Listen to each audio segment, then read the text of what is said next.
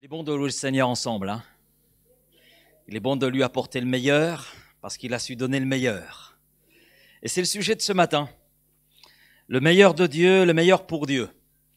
Et on va faire des lectures dans l'épître aux Hébreux, au chapitre 13, verset 8. Jésus-Christ est le même hier, aujourd'hui et éternellement.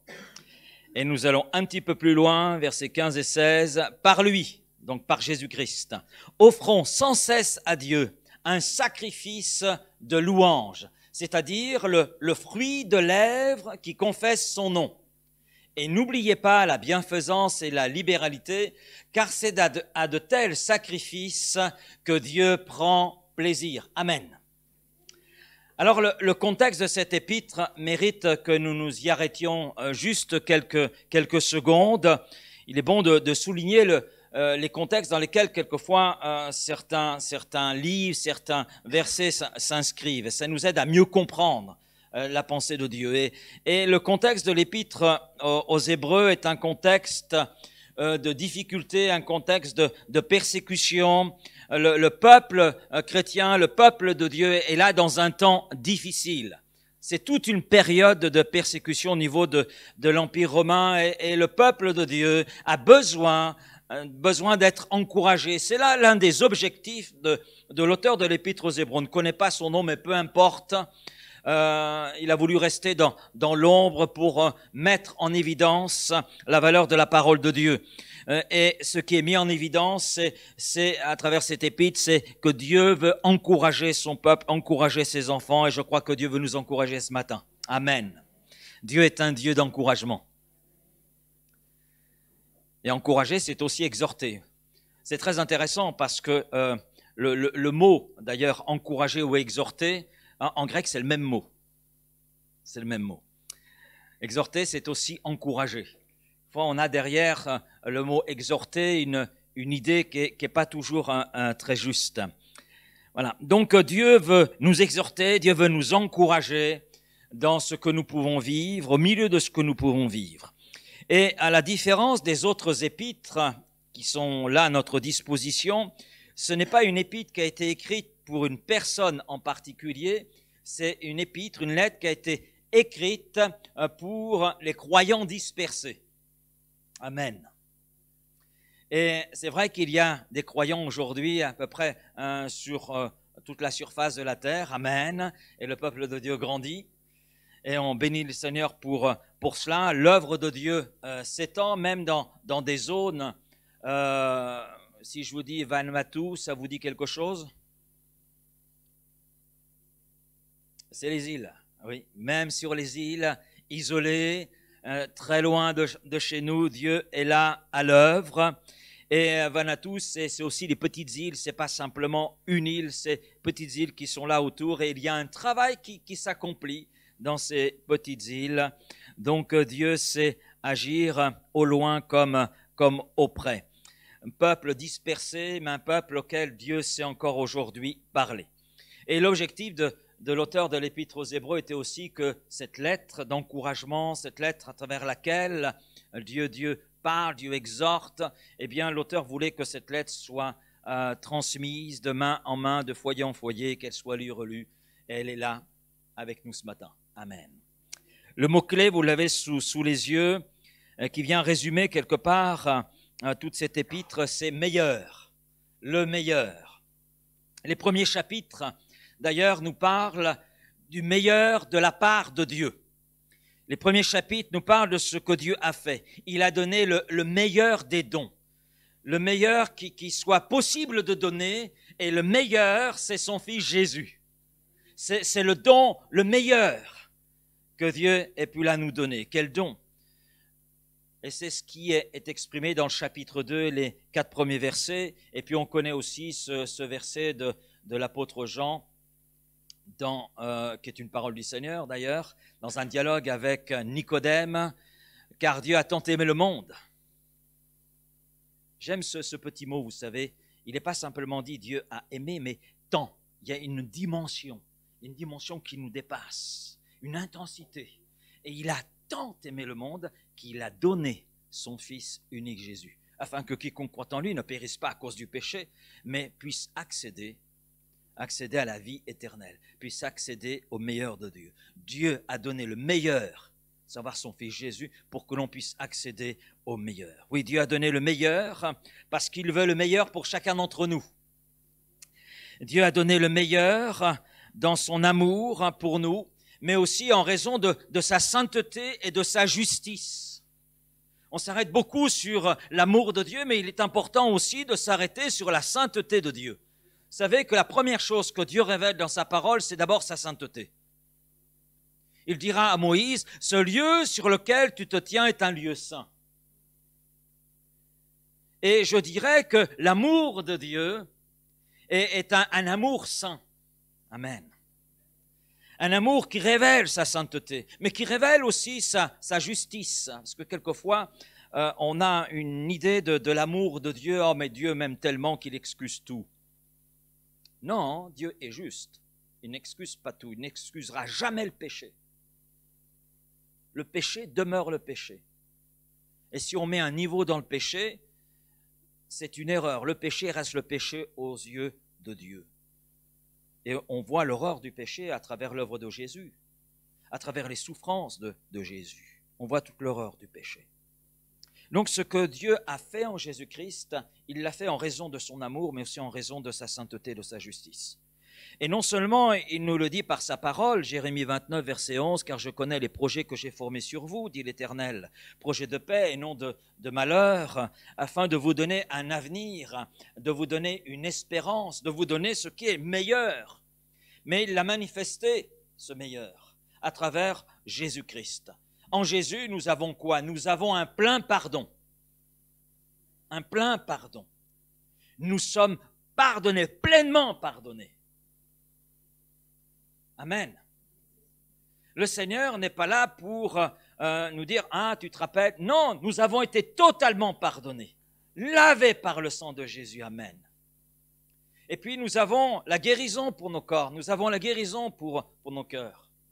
Je sais que si je suis là ce matin, si je suis debout devant vous, c'est parce qu'un jour, non seulement j'ai accepté ce plein pardon de Jésus-Christ, mais un jour le Seigneur est venu me guérir. Est venu me guérir. Dans ma bulle de brûlé, le Seigneur m'a rejoint et a pris sur lui toutes les brûlures qui recouvraient mon corps. Il m'a libéré de cela. Oui, Dieu est le Dieu qui en Jésus-Christ nous guérit. Et guérit nos corps, mais guérit aussi nos cœurs. Parce qu'on peut être malade physiquement, mais on peut être aussi malade au niveau de notre cœur. On peut être blessé dans notre corps, mais aussi blessé dans notre cœur.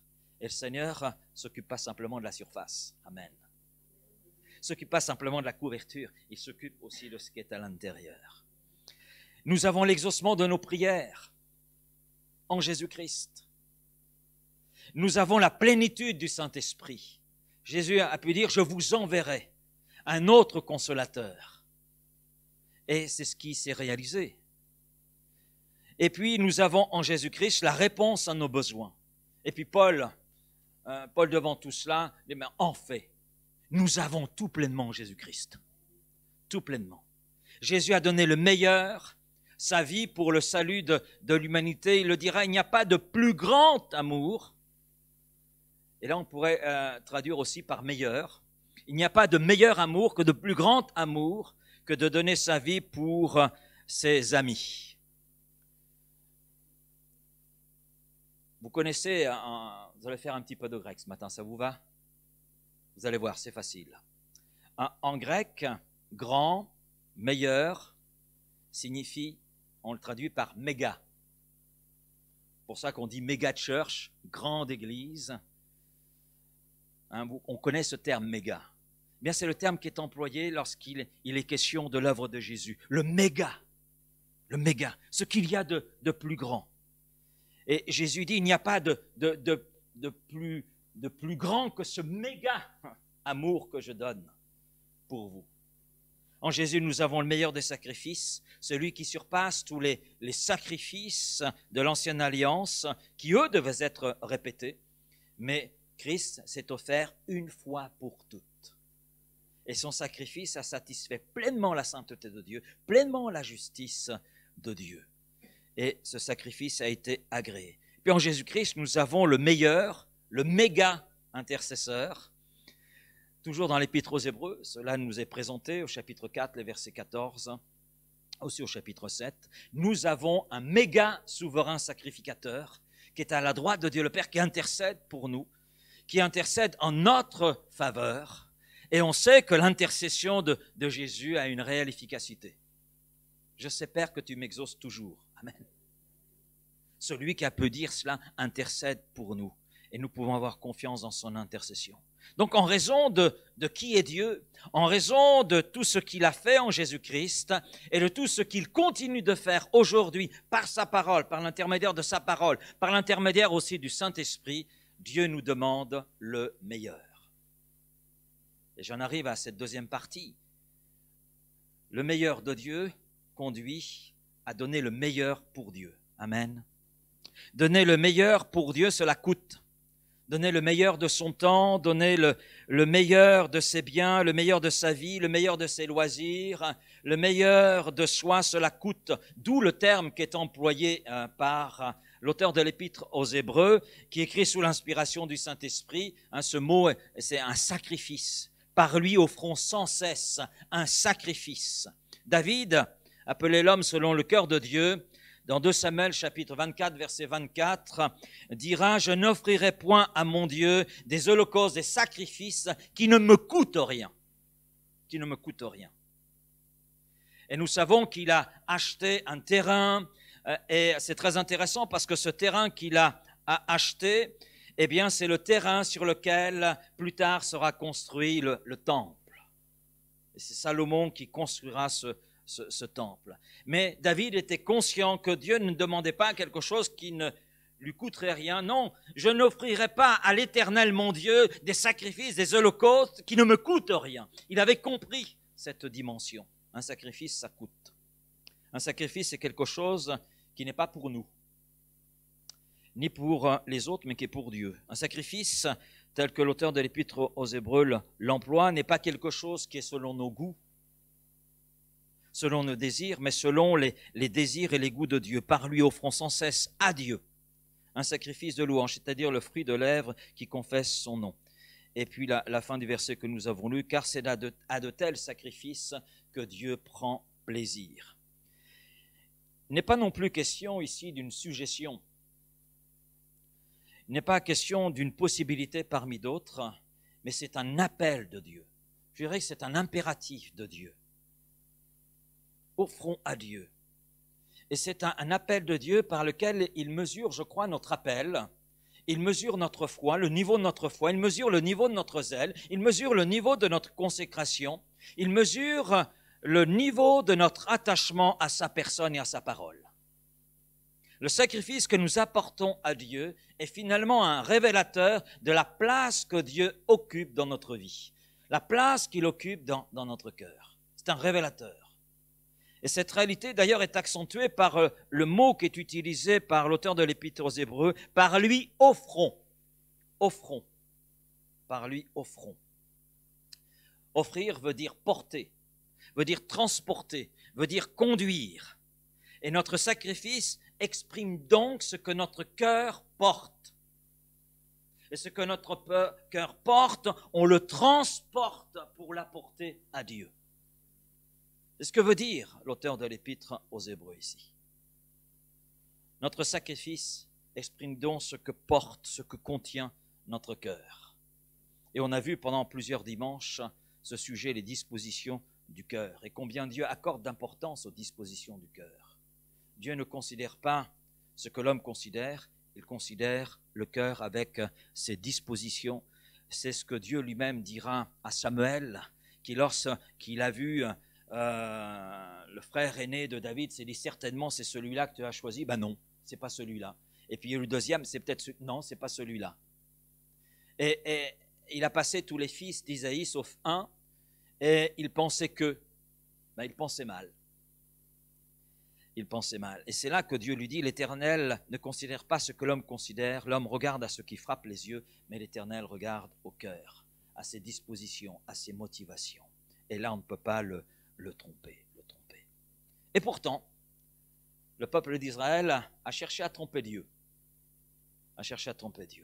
Au temps du prophète Malachie, le peuple a apporté à Dieu en guise de sacrifice des bêtes chétives, des choses que ce peuple ne voulait pas voir chez lui.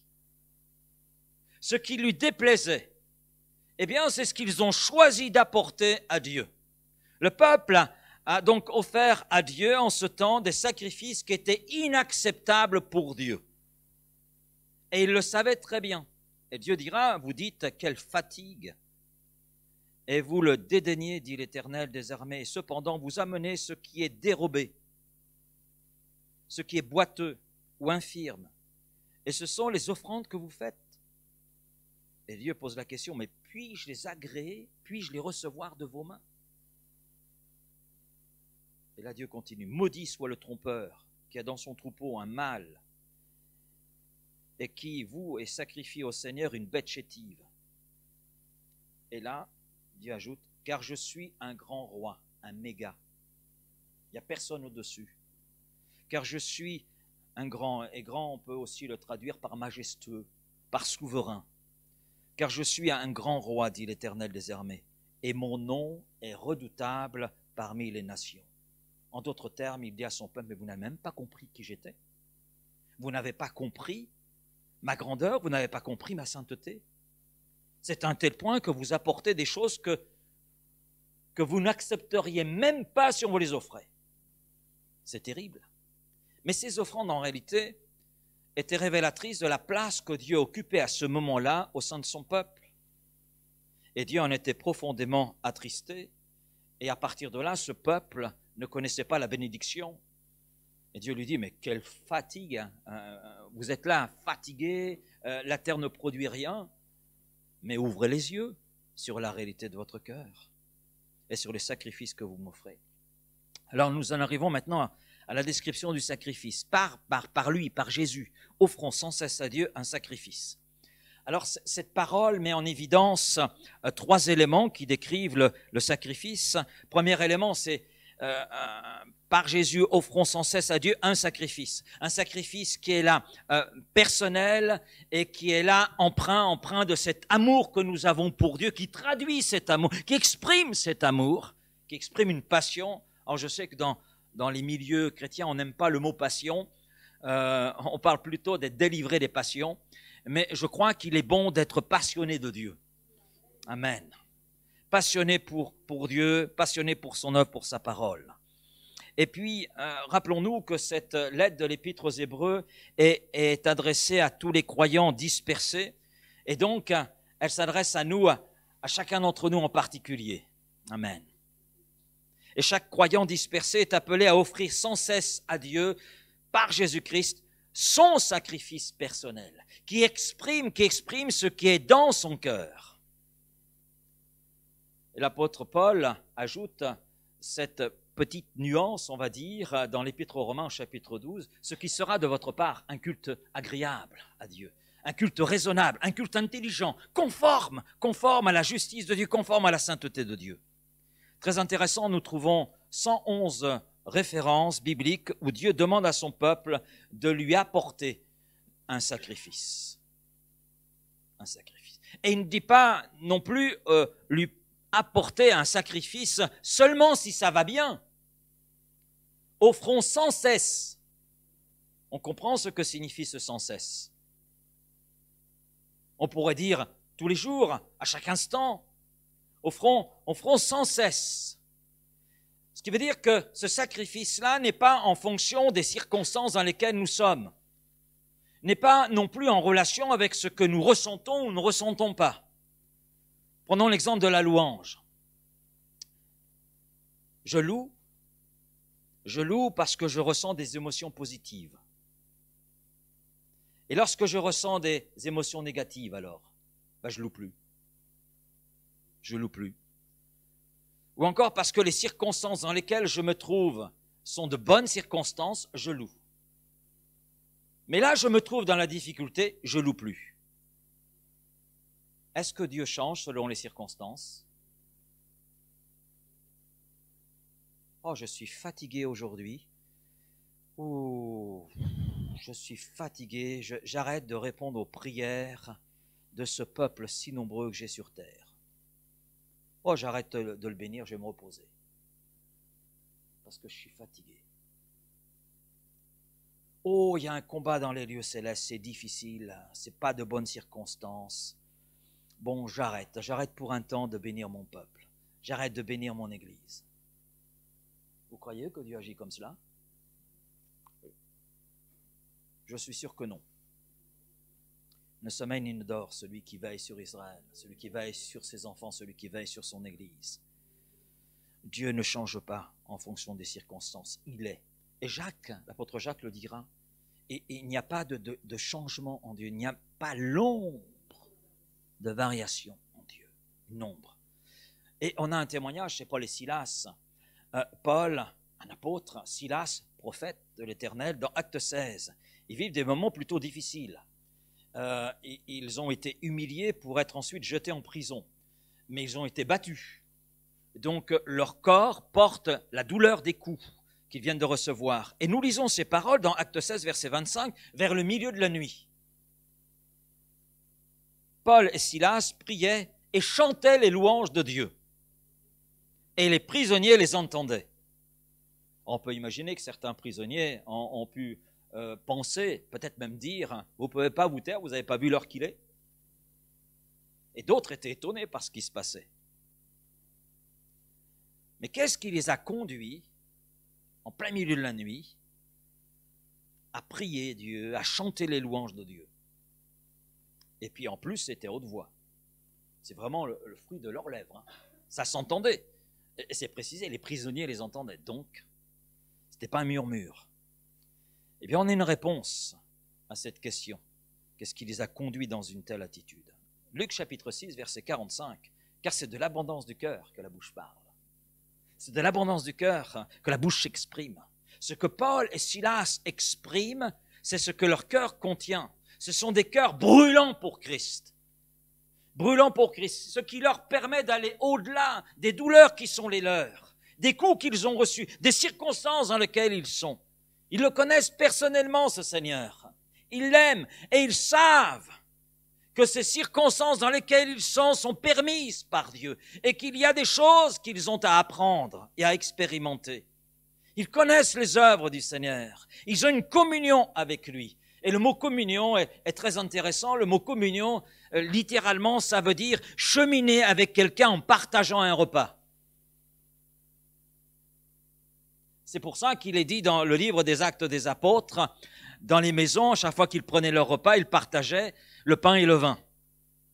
Parce que c'est ça la communion, c'est cheminer avec quelqu'un en partageant littéralement son pain, de son nécessaire. Donc ils ont une communion avec Christ. De ce fait, leur cœur est rempli d'une passion débordante pour le Christ, et ils ne peuvent pas, ils ne veulent pas contenir cela, ils veulent l'exprimer au Seigneur. Et puis ils savent que le Seigneur est capable de s'occuper de leurs douleurs, capable de s'occuper de leurs blessures, de cicatriser tout cela. Ils le savent. Et un cœur qui brûle de passion pour son Seigneur et Sauveur, ça se voit et ça s'entend. Parce que dans ce cas-là, ce cœur offre le meilleur pour son Seigneur. Nous voyons Dieu porter un regard important sur les sacrifices que nous apportons, parce qu'il porte un regard tout particulier, comme nous l'avons vu, sur ce qui est notre cœur, sur ce qu'il contient. Maintenant, l'auteur de l'Épître aux Hébreux dit « par lui, par Jésus-Christ ». Donc c'est un sacrifice personnel, passionné, mais c'est un sacrifice avec puissance. Il est apporté dans le nom de Jésus, en réponse à l'œuvre de Jésus, en reconnaissance de ce que Jésus a accompli. Et ce verset est très intéressant, comme son contexte, c'est-à-dire ce qu'il y a avant et ce qu'il y a après, parce que quand vous regardez ce verset, eh bien, il est fait référence de l'œuvre de Jésus, et plus particulièrement de l'œuvre de la croix. De l'œuvre de la croix. Jésus est monté sur le mont Golgotha, et cette montagne est une montagne de souffrance et de mort. Golgotha, c'était un espace, un lieu de supplice. C'est là que les hommes étaient crucifiés, supportant le jugement que méritaient les crimes qu'ils avaient commis. Mais, en ce qui concerne Jésus, quel crime avait-il commis? Quel crime? Révéler le plan de Dieu. Faire connaître l'amour de Dieu. Oui, en ce qui concerne Christ, nous savons que lui, le juste, a payé pour des injustes. Personne n'a pu le convaincre de péché, parce qu'il était sans péché. Il a donné sa vie pour des injustes, il a donné sa vie pour des pécheurs, sur ce lieu de supplice. Il a supporté la croix, il a supporté le jugement que méritaient nos péchés, il a pris sur lui notre condamnation. Vous savez, la crucifixion était le châtiment le plus horrible à l'époque. C'était un tel point que certains criminels préféraient se suicider que de supporter l'humiliation de la croix. Et les Romains, dans cette intelligence, on va dire maléfique, mettaient tout en œuvre pour que les détenus, ceux qui étaient prévus pour être crucifiés, soient bien gardés afin qu'ils ne mettent pas un terme à leur vie avant de supporter le supplice. Vous voyez jusqu'où peut aller le cœur de l'homme. Et c'est, je crois, en regardant l'œuvre de Jésus sur la croix, que l'apôtre Paul pourra dire « Nous sommes devenus les balayures du monde, le rebut de tous », 1 Corinthiens 4, verset 13. Et c'est en relation, il dit ça, en relation avec l'identification à Christ, dans cette reconnaissance du sacrifice de Christ, de ce jusqu'où Christ est allé dans son humiliation, dans son abaissement, lui qui était le Sauveur, lui qui était le Seigneur, lui le Fils de Dieu, Dieu lui-même. Alors que Jésus offre sa vie en sacrifice, il y a un voile. Il y a un voile qui se déchire, le voile du temple, ce qui séparait le lieu saint du lieu très saint. Ce voile se déchire du haut vers le bas. Il se déchire en deux. Et ce voile se déchirant, c'est l'image de la présence de Dieu qui nous est là ouverte, qui nous est rendue accessible. Amen. Accessible par le sacrifice de Jésus-Christ. Mais de ce sacrifice, non seulement on a cet accès auprès du Père, mais dans ce sacrifice, il y a une puissance de relèvement, une puissance de rafraîchissement, une puissance de guérison, une puissance de pardon, une puissance de guérison, de délivrance. Amen. Et je dirais qu'apporter par Christ un sacrifice, c'est préparer le trône. C'est préparer le trône afin que le roi des rois manifeste sa puissance et sa gloire en notre faveur. Vous allez me dire, mais qu'est-ce qui vous amène, pasteur, à dire cela? Sur le mont Carmel, on a le prophète Élie. On connaît cette histoire. Il dresse un autel et il offre un sacrifice à Dieu. Et quand on regarde, qu'a-t-il fait? Eh bien, il prépare le trône du roi des rois. Parce que par la suite, nous contemplons quoi? Nous contemplons la manifestation de la puissance de Dieu. La puissance de Dieu s'est manifestée, a consumé ce que Élie, le prophète, a pu apporter, mais même l'autel. Tout a été consumé. Et puis on a un autre exemple. Dans 2 Chroniques, chapitre 5, versets 11 à 14. La construction du temple sous la gouvernance de Salomon vient d'être terminée et c'est le temps des réjouissances, de la dédicace de ce temple. Il est là, il va rentrer en fonction. Et le peuple et Salomon en tête sont tellement heureux d'apporter à Dieu ce qu'il y avait de meilleur. Il y a une louange. Et il prépare là le trône du roi des rois. Et qu'est-ce qui se passe? La suite du récit nous dit que la gloire de Dieu s'est manifestée avec puissance. Le peuple, Salomon compris, ont été saisis. Et puis vous avez d'autres textes qui vont dans ce sens. Si Dieu a repris son peuple dans Malachie, nous savons que ce peuple est revenu de ses mauvaises voies, il y a eu un changement, ils ont apporté un sacrifice. qui étaient non plus des bêtes chétives, malades ou dérobées, mais ils ont su apporter le meilleur.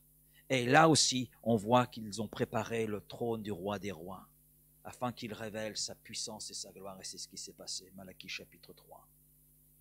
Donc nous voyons effectivement que le sacrifice que nous apportons est un sacrifice avec puissance. Il y a une puissance, une gloire qui l'accompagne. Amen. Troisième point, c'est un sacrifice ayant un prix. Dans le mot sacrifice, vous avez un synonyme qui est le mot victime. Mot victime. Nous sommes un saint sacerdoce pour offrir des victimes spirituelles agréables ou acceptables à Dieu par Jésus-Christ. Et dans l'Ancienne Alliance, les victimes, les sacrifices étaient des offrandes d'animaux. Et Jésus est venu en tant que victime irremplaçable par laquelle nous sommes sauvés, il n'y en a pas d'autre. Victime parfaite. La victime, c'est ce que l'on donne, mais que l'on ne peut pas reprendre. C'est offert, on ne le reverra plus.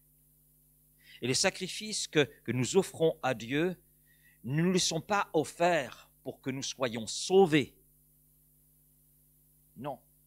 Mais parce que nous l'aimons lui, et qu'en raison de son sacrifice, le sacrifice parfait, de cette victime parfaite, nous avons, nous, la vie. Et c'est très intéressant parce que le mot victime fait apparaître deux choses. La première chose fait apparaître une détermination. En apportant notre sacrifice, on dit en d'autres termes à Dieu, rien d'autre que toi. Amen. J'abandonne tout. Tout ce qui peut m'empêcher de te louer, tout ce qui peut m'empêcher d'exercer la bienfaisance, la libéralité, tout ce qui peut m'empêcher d'entrer dans ta présence, tout cela, je te l'apporte. Il y a une détermination, on veut apporter, on veut donner le meilleur. Amen. Et puis, dans ce mot victime, il y a aussi cette notion d'engagement. Parce que la victime, comme je l'ai dit tout à l'heure, on ne la reverra pas. On ne la reverra pas. Dans l'Ancienne Alliance, c'était brûlé, entièrement brûlé. Donc il y a un engagement. Je m'engage à te donner le meilleur. Le meilleur dans la louange. Le meilleur dans ce qui te plaît. Dans ce que je comprends de ton cœur. Je te donne le meilleur. Non pas pour le reprendre, mais pour que toi, tu puisses l'utiliser et te glorifier. Et je conclurai ce matin, on a le contenu des sacrifices. Quels sont les sacrifices que nous devons offrir à Dieu? L'auteur de l'Épître aux Hébreux nous le dit. La louange, c'est-à-dire le fruit de lèvres qui confesse son nom.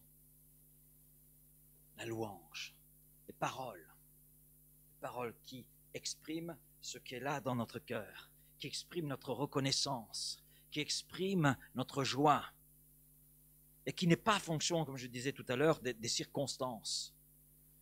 Parce que quand on porte nos regards sur ce que Dieu a fait en Jésus-Christ, peu importe les circonstances, parce que dans cette communion, nous avons le tout pleinement.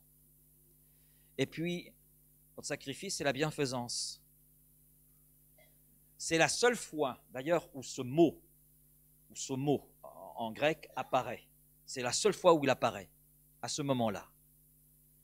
Et littéralement, la bienfaisance, c'est faire ce qui est bien. Faire ce qui est bien. Apporter le meilleur, finalement, de nous-mêmes. De nous-mêmes. Et la libéralité. Alors là aussi, j'étais surpris, j'ai voulu vérifier un petit peu. Libéralité a un sens aujourd'hui dans notre esprit. On pense tout de suite au bien, notre offrande. On parle d'ailleurs d'offrande, de dîme. Ben, c'est plus que cela. Le mot littéralement qui est utilisé et qui est traduit dans la version seconde, dans nos versions par libéralité, en fait, c'est le mot communion. Ce mot dont j'ai donné la définition tout à l'heure, le mot communion, koinonia, c'est marcher avec l'autre en partageant de son nécessaire, en partageant son pain, parce que littéralement c'est son pain. Donc, le sacrifice, là, c'est oui, la louange, le fruit de lèvres qui confesse son nom, c'est clair. La bienfaisance, c'est faire ce qui est bien, faire ce qui est conforme à l'Écriture, faire ce qui est conforme au cœur de Dieu et qu'il révèle à travers sa parole, ce qui nécessite de connaître la parole. Et puis, la libéralité, c'est le partage, la communion, le partage avec les autres. Amen. Avec les autres. Alors, je pourrais ajouter un autre point, un dernier point. Le psaume 51, versets 16-17. Les sacrifices qui sont agréables à Dieu. C'est un esprit brisé. Ô Dieu, tu ne dédaignes pas un cœur brisé et contrit. Et on a deux autres éléments qui viennent s'ajouter à ce que l'on vient de voir et ce que l'auteur de l'Épître aux Hébreux peut donner à la louange, à faire ce qui est bien et au partage avec les autres. Il y a un esprit brisé, un cœur brisé et contrit. Un cœur qui accepte d'être humilié par Dieu pour connaître l'humilité et pour entrer dans tout ce que Dieu lui réserve. Alors, en toute fin de ce message, je dirais que dans la foi et la confiance, eh bien oui, nous voulons répondre à l'appel du Seigneur, à son appel, et lui apporter les sacrifices les meilleurs. Comme lui a su donner le meilleur, eh bien nous voulons lui apporter le meilleur. Amen. Seigneur, merci. Merci pour ces quelques pensées partagées ce matin très simplement, et je te prie, Seigneur, que ton esprit nous aide encore à comprendre et nous aide à mettre en pratique, parce que nous ne voulons pas être de ceux qui chargent leur esprit de connaissances. On veut plus que cela, Seigneur. On veut entrer dans cette dimension concrète et pratique de la foi, de ce à quoi tu nous invites à travers ta parole. Alors merci de ton aide, merci de ton esprit qui veut là nous aider et qui a tout pouvoir pour nous aider. Alors Seigneur, sois loué, oui, ce matin, pour ta parole qui retentit et qui retentit encore. Et sois remercié parce que nous savons que tu sais nous rejoindre, Seigneur, là où nous en sommes, afin de nous conduire encore plus loin avec toi et en toi. Oui, nous sommes ton corps, l'Église est ton corps et tu sais en prendre soin. Tu sais, Seigneur, lui parler et tu sais le conduire afin d'aller de l'avant. Amen. Merci Père. Amen.